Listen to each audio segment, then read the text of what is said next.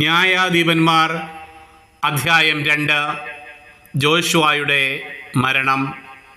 Joshua Israel ജനത്തെ പറഞ്ഞയച്ചു.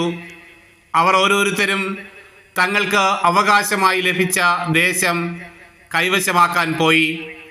ജോഷുവയുടെയും കർത്താവ് ഇസ്രായേലിന് ചെയ്ത വലിയ കാര്യങ്ങൾ നേരിട്ട് കാണുകയും ജോഷുവയ്ക്ക് ശേഷവും ജീവിച്ചിരിക്കുകയും ചെയ്ത ശ്രേഷ്ഠന്മാരുടെയും കാലത്ത് ജനം കർത്താവിനെ സേവിച്ചു.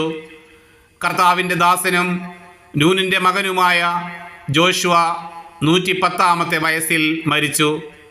അവനെ ഗാഷ് പർവ്വതത്തിന് വടക്ക് എഫ്രായിം മലനാട്ടിൽ തിമ്നാത്ത് ഹെറസിൽ അവൻ്റെ അവകാശഭൂമിയുടെ അതിർത്തിക്കുള്ളിൽ അടക്കി.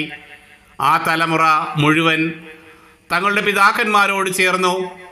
അവർക്ക് ശേഷവും കർത്താവിനെയോ ഇസ്രായേലിന് അവിടുന്ന് ചെയ്ത വലിയ കാര്യങ്ങളെയോ അറിയാത്ത മറ്റൊരു തലമുറ വന്നു.